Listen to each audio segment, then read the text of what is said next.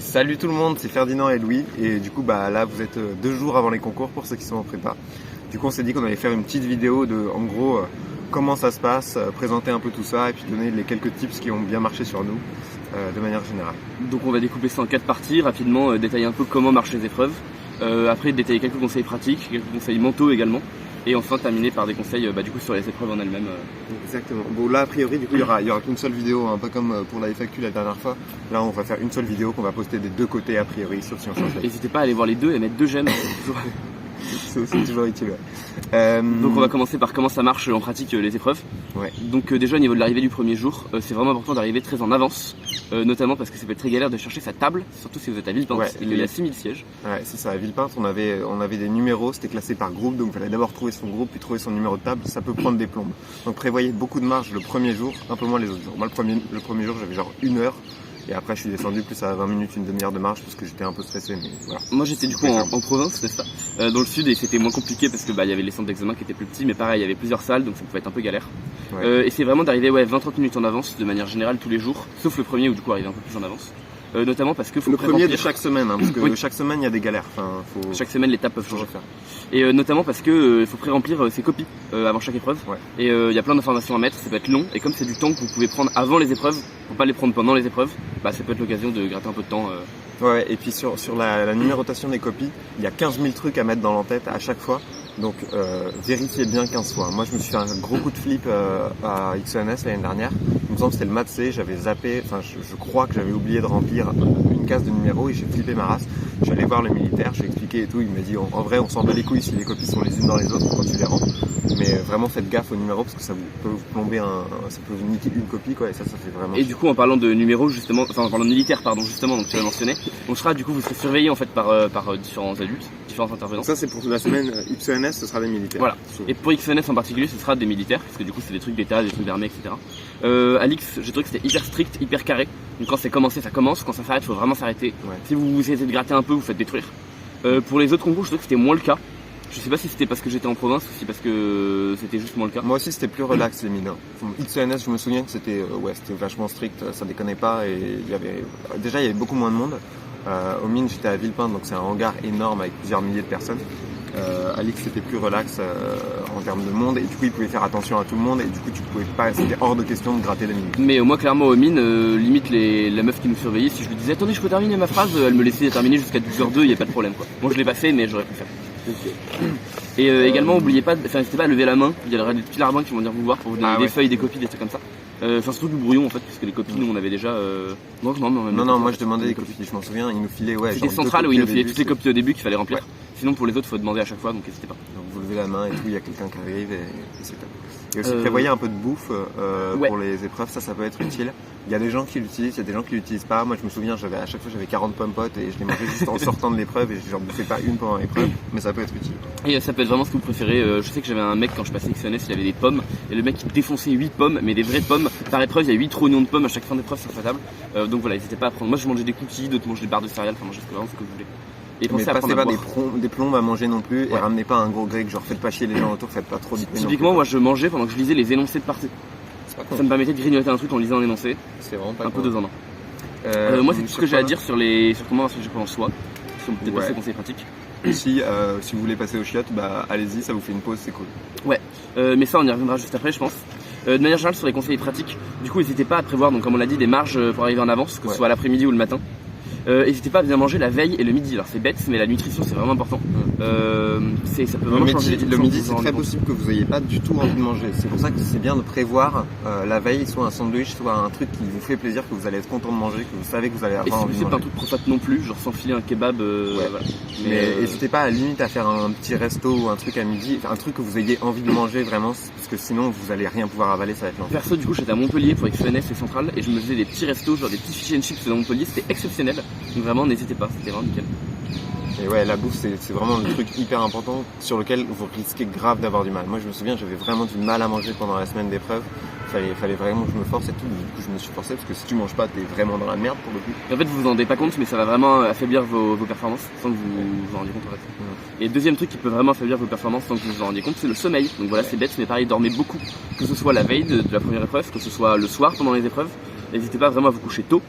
Et n'hésitez pas vraiment à choisir des horaires de coucher délirantes par rapport à l'habitude. Genre vous pouvez vous coucher à 21h, c'est... Perso, je faisais 21h. De toute façon, je me levais vers 6h et quelques. Donc je faisais 21h, ça me faisait 9h de sommeil, tu vois, c'était pas déconnant quoi. Faut vraiment dormir, ça va changer de ouf vos perfs, parce que de toute façon, maintenant, vous pouvez plus faire grand chose au niveau du taf. Là, ce qui compte, ça va être d'arriver giga en forme le jour de l'épreuve. Et pour ça, faut préparer son corps.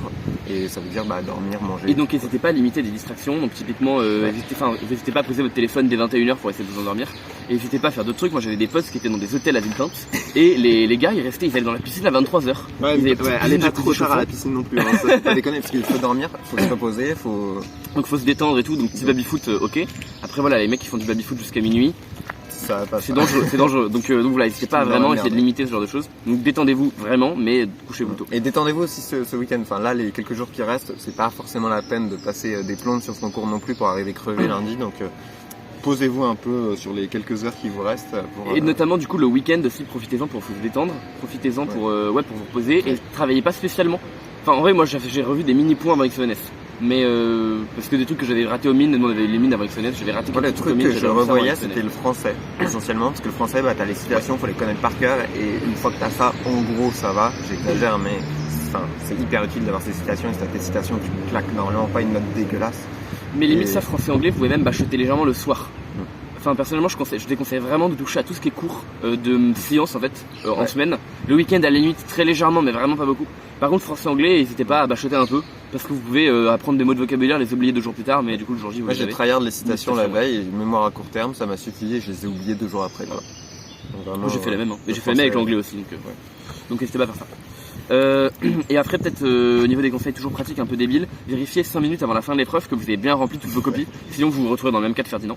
Et pour prendre des pauses, du coup je sais que ça c'est un peu, c'est assez différent en fait vis-à-vis des gens. Donc notre pote Ethan par exemple m'a dit qu'il s'était jamais levé de sa chaise de toutes les épreuves. Mais moi pareil, hein, j'ai pris 2 pauses, j'ai pris une pause aux mines à la fin de l'anglais. Il me restait un petit peu de temps à la fin d'une épreuve d'anglais, je suis allé pisser, mettre de l'eau sur le visage et tout, et c'est tout. Et à l'inverse, moi je sais que toutes les 50 minutes j'allais aux toilettes, dès que je pouvais, j'allais aux toilettes juste me passer de l'eau sur le visage parce que j'ai pas envie de pisser toutes les 50 minutes.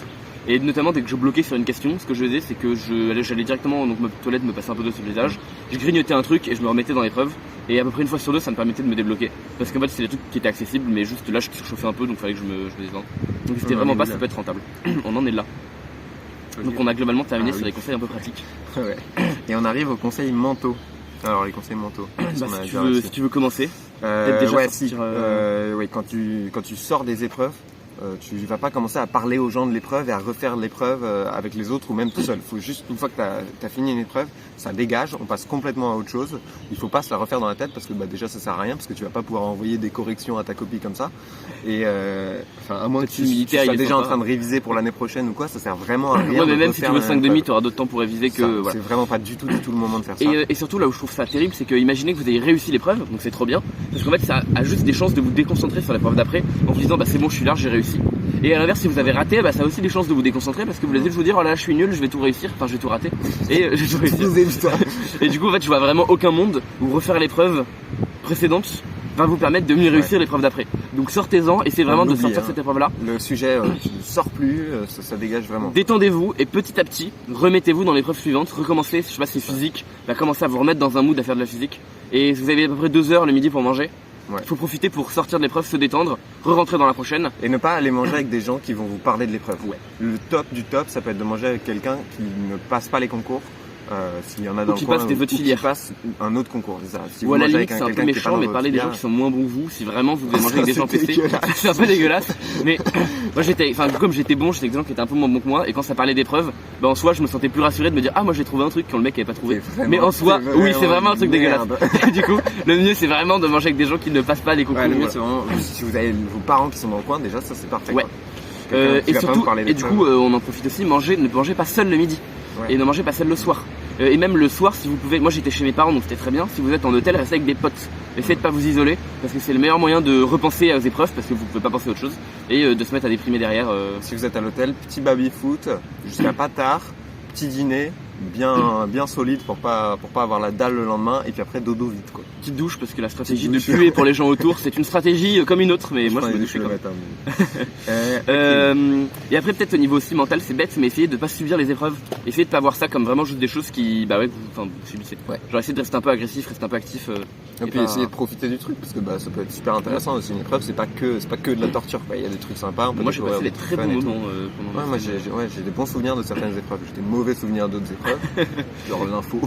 L'info de ZNS, j'ai pas kiffé. Mais t'as vu les grottes aussi? Ouais, j'ai vu les grottes. Les grottes. Là j'ai la même. Mais bon, en tout cas voilà, essayez de rester quand même un peu en kiffant ce que vous faites. Ouais. Parce que dans les faits, ça reste, je trouve, mentalement intéressant. Et en fait, même si vous kiffez pas, essayez de vous forcer à kiffer parce que si vous forcez à kiffer, ça passera beaucoup mieux. Ouais. Et ce sera beaucoup plus agréable et vous aurez des meilleures perfs et globalement c'est tout bénéf quoi. Clairement. Et après du coup sur les conseils sur les épreuves en soi, je crois c'est pas tout ce qu'il nous reste à dire. Donc n'hésitez pas quand vous commencez l'épreuve à la balayer rapidement en diagonale pour voir à peu près qu'est-ce qui va tomber, la longueur de l'épreuve aussi, ça peut vous permettre de savoir si vous êtes plutôt bien dans les temps ou pas. Si vous voyez qu'il y a des choses, notamment on va avoir des anecdotes chacun racontées sur chimie B et maths D, donc les épreuves de 6 heures respectivement de chimie et de maths pour une. Si vous avez des grosses épreuves genre chimie B ou maths D ou je sais pas, il y a peut-être un truc en physique aussi. Physique c'est physique C si on passe physique. Si vous avez ce genre de truc, balayez bien le sujet avant et n'hésitez pas à aller faire des parties qui ne sont pas la partie 1, à aller toucher des questions qui sont pas celles. C'est quand même bien d'essayer de faire le sujet de manière linéaire, de sauter. C'est souvent pas hyper possible. De sauter quand vous faites des parties. Après, moi je sais que typiquement l'exemple que j'ai c'est chimie B, où mon but c'était d'essayer d'aborder un peu tout, et je me rends compte que l'avant-dernière partie est hyper dure, en tout cas moi j'y arrivais pas du tout. Ouais. Et peut-être juste j'étais fatigué, mais voilà, j'y arrivais pas. Et en fait je me rends compte que la dernière partie c'était du cours quasiment. Ouais. Et c'était cool de pouvoir me dire ok en 10 minutes je pense que je peux terminer les 5-6 dernières questions. Et du coup à 10 minutes de la fin j'ai laissé un gros blanc au cas où j'avais le temps de revenir un peu. Et j'ai turbiné ça vite fait et voilà, bon je sais pas si j'ai eu bon ou pas mais je pense que j'ai assuré des points. Moi c'est assez similaire ce qui m'est arrivé au maths D. En gros au maths D il y avait genre 7 ou 8 parties giga dures. Et au milieu, je crois que c'était genre la partie 5 ou 6, il y avait un truc d'arithmétique que je connaissais déjà en grande partie, il y avait beaucoup de trucs que j'avais déjà fait dans cette partie-là.